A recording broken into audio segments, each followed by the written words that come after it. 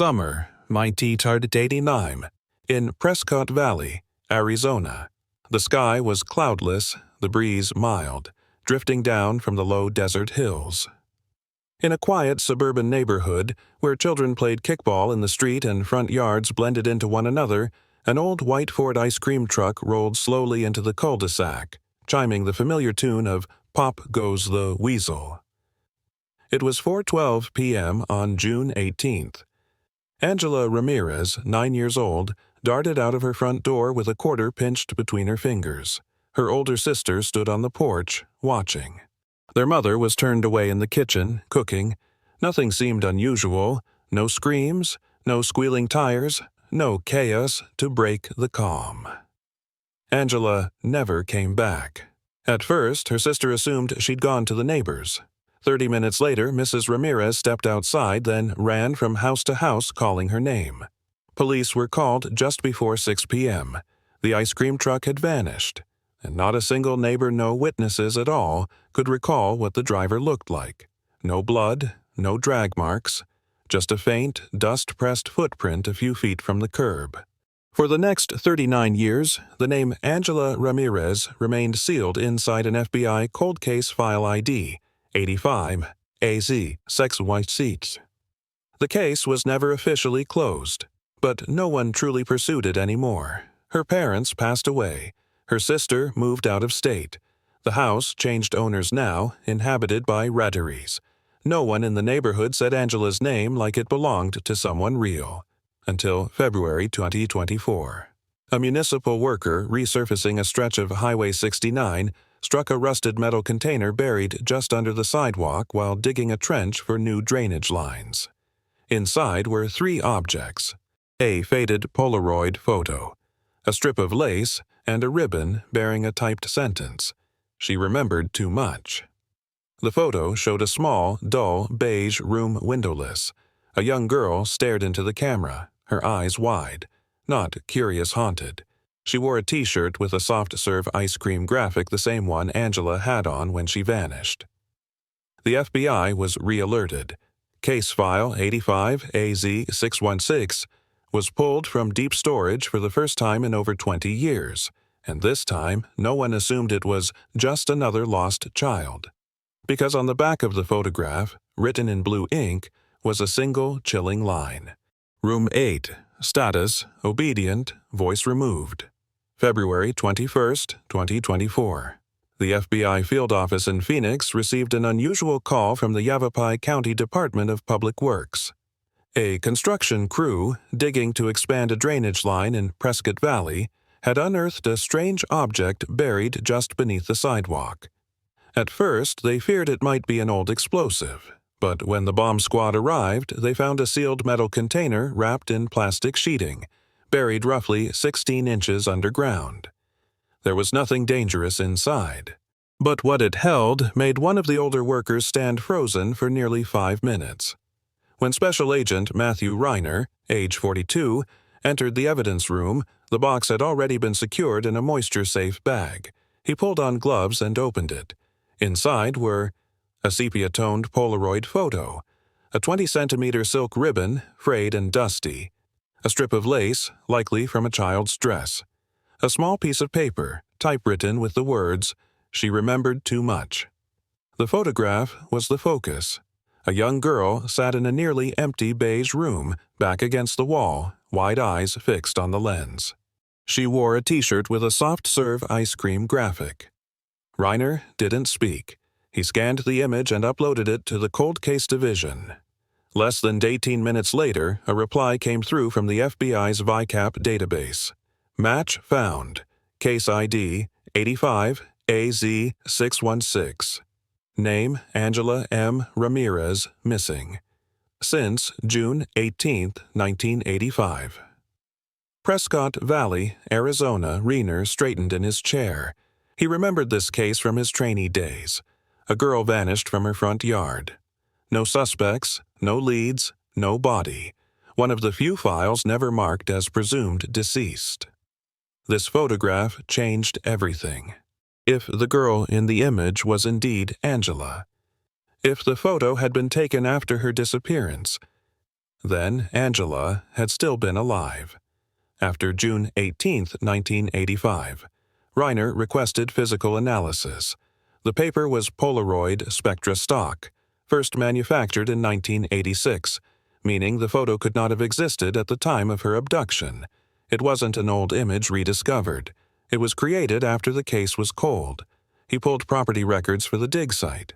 In 1989, the exact location where the box had been buried once connected to an unregistered back road route, known only as the Montclair Emergency Cut. It led straight to an old state highway, no cameras, no gates, no oversight. That road was buried during the 1991 flood, and that same year the Ramirez family moved away. Angela's name faded from the town's memory. Reiner looked again at the note. She remembered too much. The type had 2 errors, an uneven E, a shifted D. The mark of a 1980s typewriter, often used in administrative offices or boarding schools. He opened a new case journal. On the first page, he wrote, "She remembered too much. So who needed her to forget?" February 22, 2024. One day, after receiving the evidence from Prescott Valley, Special Agent Matthew Reiner visited Room 5 of the FBI's Behavioral Analysis Technical Archive, where legacy typing equipment and analog office systems were cataloged and studied. He handed over the paper that bore the words, "She remembered too much." The technician, Dora, a woman with over 3 decades of document profiling, looked at the imprint and immediately identified it. IBM Selectric Y, the spherical type ball machine manufactured between 1978 and 1984. Widely used in secretarial pools, school admin offices, and small-scale religious facilities, the Selectric Y produced 2 distinct errors in its print alignment, exactly what Reiner had noted. From there, Dora cross-referenced Arizona's 1980s institutional equipment inventory. 35 facilities had used Selectric Y models across the state during that decade.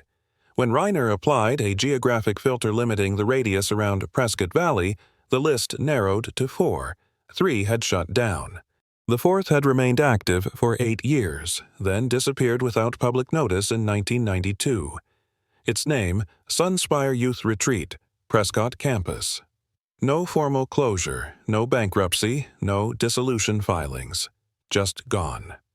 Reiner pulled real estate records. The Sunspire property had been sold in December 1991, the same month the Ramirez family left town. The buyer, a shell company, Banyan Resource Holdings. No physical office, no listed board members, no contact information. Then, buried in a half-redacted federal memo, Reiner located a reference to a mid-tier FBI inquiry from 1990. Flagged for potential violations involving unauthorized behavioral restraint of minors at a faith-based rehabilitation site in Yavapai County. The organization name was blacked out, but the internal case number, SR 1985-08-016, matched the date of Angela Ramirez's disappearance. When Reiner submitted a clearance request for the sealed file, access was denied. The reason: access restricted due to First Amendment protected structure of a federally exempt religious organization. Only one thing could cause that kind of legal shielding. The organization had once been classified as a non-profit ministry, funded in part through federal vouchers and protected under constitutional interpretation at the time. Reiner realized this was no longer just about one missing child. He was staring into the architecture of something far larger. At the end of the day, he stood in front of his superior's desk, laying out the connections. The typed sentence traced to IBM Selectric 2, Sunspire's property sale coinciding with the Ramirez departure. A sealed case file linking back to Angela's disappearance. His supervisor stayed silent, then asked, "What exactly are you looking for?" Reiner replied, "I want inside the Sunspire grounds. I want to know who's still out there." February 25, 2024. With a temporary federal clearance under the pretext of historic property verification, Special Agent Matthew Reiner gained authorized access to the long-defunct Sunspire Youth Retreat, located 6 miles outside of Prescott Valley, along a faded dirt road known as Iron Basin Road. On modern maps, the area appeared as blank terrain, no listed structures, just scattered brush and faint shadows on satellite view. Reiner didn't bring back up. He didn't alert local law enforcement. He wanted silence. He arrived at 6:45 a.m., beneath a sky the color of bleached steel. The old wooden gate was falling apart. A half-collapsed sign still clung to a broken post. Sunspire Youth Retreat. No fences, no power, no human presence. The compound consisted of 3 main structures: a dining hall, a row of dormitories numbered 1 through 12, and a small administrative wing of 3 rooms. Reiner focused immediately on the dorms. He walked toward the numbered hallway, following the clue from the back of the Polaroid. Room 8. Status: obedient. Voice removed. The main building was unlocked. Dust hung like static in the air. Each room had a metal-framed bed, a wooden desk, peeling paint. No electricity. Room 3 still had remnants of religious lesson books. Room 6 bore smoke stains at the ceiling corner, but Room 8 stood out immediately. It was the only door locked from the outside, sealed with an old rusted padlock. Reiner broke it open with a field kit. As the door creaked open, a dense wave of stale, earthen air hit him, like the breath of something buried alive. The room was smaller than the others. No window, no desk. Just a single bed bolted to the floor, concrete slab, and a ceiling low enough that Reiner had to duck. On the wall, barely visible in the flashlight's sweep, were long etched scratch marks. One word was carved deeper than the rest. Remembered. In the far corner sat a small metal box. Inside, a broken pink plastic comb, a tightly folded yellowed paper, and a strip of cloth hand-stitched with the initials A.R. The paper, when opened, revealed a child's handwriting in pencil-shaky, narrow lines. "They told me to forget her name. I never did. I didn't scream. I just remembered." No date, no signature, but the signs aligned. The etched word, the cloth labeled A.R., the content of the note. All pointed to one truth. The child in this room didn't forget Angela, and may very well have been Angela. Reiner took photos of every surface, logged the evidence. But in his mind, this was no longer circumstantial. This was evidence of survival. A child had once been confined here, had scratched that word, had left pieces of herself behind, not to be rescued, but to be remembered. And, if this was Room 8, then Rooms 1 through 7 had held others. February 26, 2024. Inside a second-floor office at VICAP's National Data Center, Special Agent Reiner pulled up the digital query interface. He entered parameters. Girls, ages 7 to 12, missing between 1984 and 1986. No witnesses, no recovered remains, no criminal charges filed, all within northern Arizona. The system returned 6 profiles, 6 grayscale faces, 6 children who had vanished within a 90-mile radius of Prescott Valley. Each disappearance followed the same pattern. A short walk to a friend's house, an afternoon errand, a trip to the corner store, and then nothing. No DNA, no fingerprints, no recorded calls, no suspects. But one pattern stood out. Every single child had previously participated in so-called behavioral reform programs, seasonal or full-time run by a non-profit that had once operated quietly throughout Arizona in the mid-1980s. A name that now appeared repeatedly. Sunspire Youth Retreat. Even before the mapping software processed the coordinates, Reiner could see it. The disappearances formed a broad arc, every case pointing back to the Sunspire property. What made him pause wasn't the map. It was a clipped newspaper column buried in one of the files. A mother had once visited Sunspire demanding to see her daughter. She'd been turned away. The staff claimed she hadn't completed the moral restoration fee. The quote was brief, but chilling. "She didn't call me Mom anymore. She called me Miss Lucinda, and then she was gone." Reiner read it 3 times, didn't call her Mom, didn't recognize her role, didn't remember where she came from. He turned back to the note scrawled behind Angela's photograph.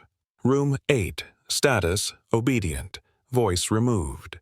A technical phrase, no feeling, no grief, just a clinical assessment of how much had been erased. And if the other children had passed through the same program, then each room wasn't just a place of confinement. It was a stage in a behavioral sequence. Reiner capped his marker and wrote a single line on the board. They weren't abducted to be killed. They were trained to forget their own names. February 27, 2024. A forensic team from the FBI arrived at the Sunspire property under a direct interregional mandate. Reiner led them to the Administrative Wing 3 rooms once used for supervision, filing, and internal recording. In the central room stood a heavy wooden desk, rusted filing cabinets, and a mounted unit on the wall. An industrial-grade Betacam tape deck, common in security rooms or mid-'80s broadcast setups. There was no tape in the machine, but behind the cabinet, a technician discovered a small gray tin case wedged into the warped floorboards. Inside, a single, unlabeled videotape. No numbers. No timestamps. Rainier transported the tape to the FBI's digital conversion lab in Phoenix. The reel contained 41 minutes and 8 seconds of analog footage. No sound. No title. It opened on a featureless concrete room, dim lighting, pale gray walls, no windows. At 2 minutes and 14 seconds, a child stepped into frame. A girl, roughly 9 or 10 years old, wearing a white t-shirt printed with a soft-serve ice cream cone, dark hair tied in a loose side ponytail, chubby cheeks, slight build. She wasn't bound. She wasn't bruised. She just stood still, arms at her sides, eyes locked straight on the camera. No blinking, no words, no reaction. The recording continued, unbroken, for nearly 7 minutes. The girl didn't move.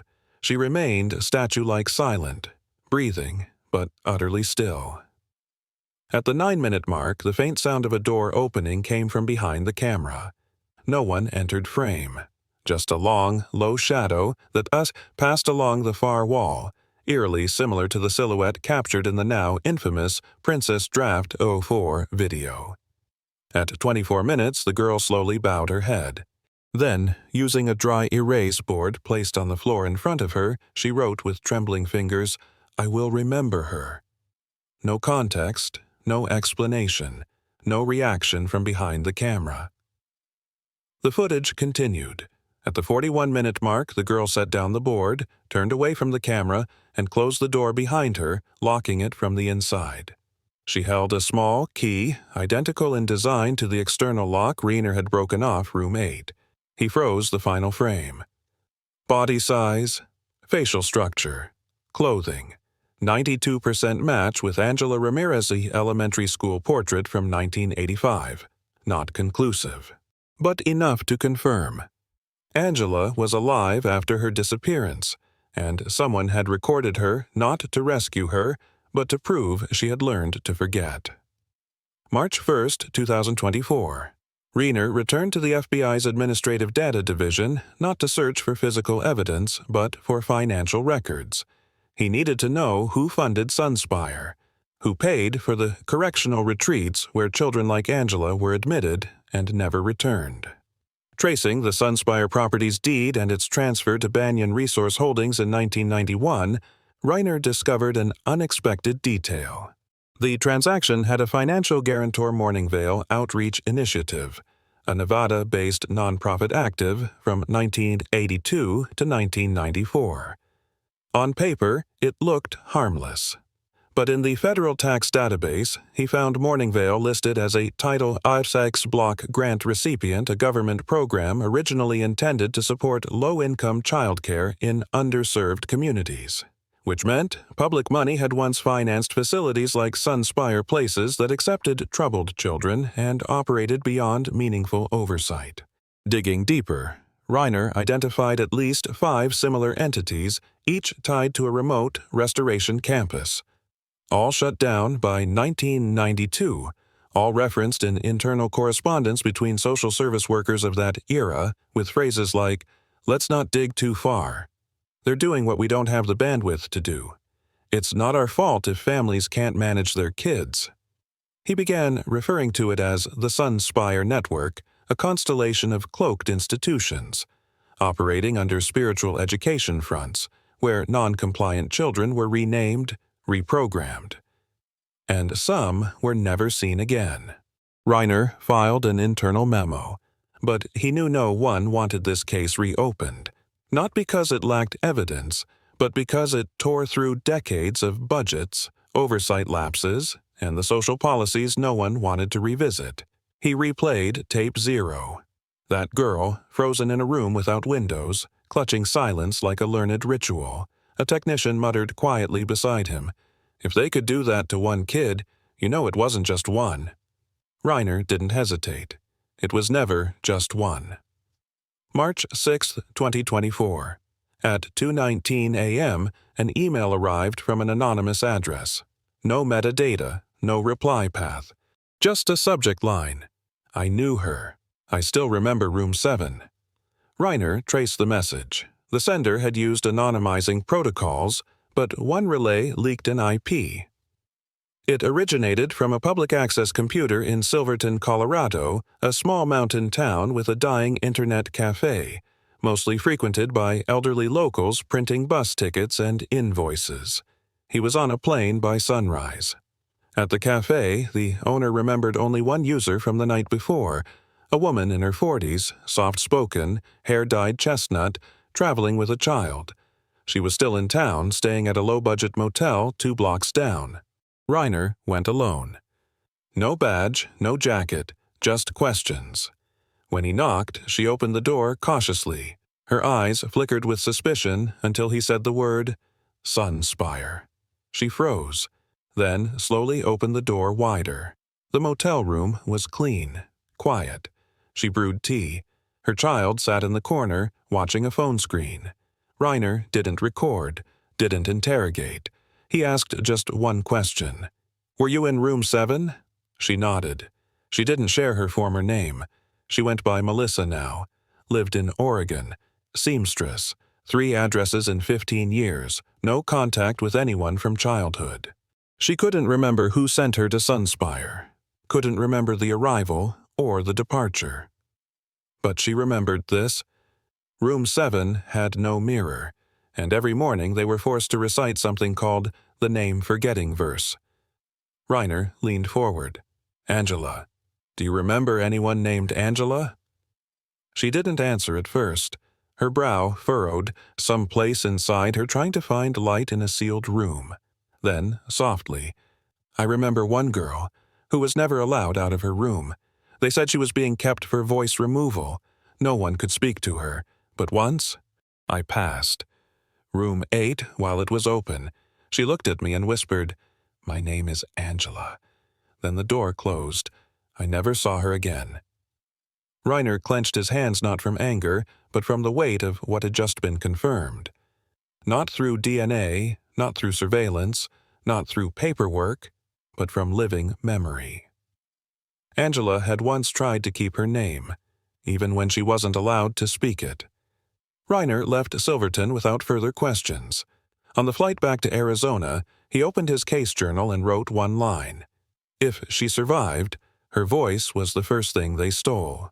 On March 10, 2024, during a forensic sweep of the Sunspire Administrative Building, a technician detected a hollow space beneath the floorboards, one not connected to any known ventilation or pipe systems. Structural scans confirmed the presence of a hidden concrete chamber, just under 3 square meters in size, located directly beneath the room where the Betacam machine had once been mounted. There was no staircase, no hatch. Just a wooden panel loosely covered by an old carpet and a few rotting file boxes. Beneath it, a shallow crawl space, no more than 5 feet deep, completely dark and airless. Reiner descended first. The chamber was pitch black, cold concrete underfoot, with a single wooden chair in the center and a dust-covered Panasonic cassette recorder lying beside it. Its batteries had leaked. The tape inside bore a handwritten label, smeared and faded. Session 8. Voice Eval. AR. Reiner didn't play the tape there. He brought it to Phoenix to a sealed audio lab. The recording lasted 16 minutes and 22 seconds. The quality was degraded, filled with static and distortion, but the breathing was unmistakable light, shallow, the breath of a child holding fear like it might spill over. There was no adult voice at first, no interview, no prompts, just that quiet respiration, as if the microphone itself had intruded on something sacred. At the 3-minute mark, a child's voice emerged, soft, choked, incomplete. The first words were garbled, but what followed was clear. "My name is Angela." Silence. Then something fell. A chair, a tray, the shuffle of adult footsteps. A voicemail, low, emotionless, as cold as a latch snapping shut. No more names. The tape kept running. The girl didn't speak again. Only soft, broken breathing. No full sobs. Just the sound of someone holding in the last thing they had left. At minute 15, she spoke again, 3 final words. "Don't forget me." Then nothing. Reiner listened to the entire tape without blinking. It wasn't just evidence. It was Angela Ramirez's last voice, the one she left behind before even that was taken from her. A voice analysis confirmed an 88% match to her third-grade school recording from 1985. Not admissible in court, but unmistakable in meaning. She had tried to say her name, had whispered it into a recorder no one was meant to hear. In the official file, Reiner labeled the tape plainly. Voice, eval, final, R, closed. But when he saved the copy for himself, he named the file something different. Her voice was never gone. June 18, 2024. Exactly 39 years since Angela Ramirez vanished from a quiet street in Prescott Valley. Exactly 100 days since Reiner first saw her photograph. And one day, after the official case file was marked, closed, no charges filed. The Department of Justice's 86-page memo listed the case as a disappearance with post-event survival indicators, but cited insufficient grounds for prosecution. No arrests, no interrogations, not a single indictment signed. The report concluded that any potentially responsible individuals are deceased or beyond legal accountability, and that the physical site no longer meets the threshold for active federal investigation. In other words, the truth had been uncovered, but justice no longer had anyone waiting at the door. Reiner sat alone in his car, parked a block from the house where the Ramirez family once lived. The house was now a laundromat. Faded signage, vinyl decals on the window. He didn't go in. No one remained there to remember. In his hand, he held a newly printed still from the recovered tape Angela's face, captured in the exact moment she looked into the camera. Eyes wide, unblinking, lips pressed together, not yet parted to speak. A face that knew voices could be stolen, but memory could not. Reiner had mailed a copy of the tape to Angela's sister, the last living member of the family. She never responded, but 1 week later, he received an envelope postmarked from Oregon. Inside was a crayon drawing, a gray room, a child standing near a wall, and one sentence scrawled beneath it in uneven handwriting. The door was open, but no one walked in. It was the last message anyone in Angela's family would ever send. Reiner didn't reopen the file. He didn't request follow-up interviews. He understood there are cases that were never meant to close. Because the final door isn't locked with a key, it's sealed with silence. A silence that doesn't kill, but erases the living, piece by piece. Angela was never found, but she was never truly gone. Not while her name is still spoken. Not while her voice still echoes on tape.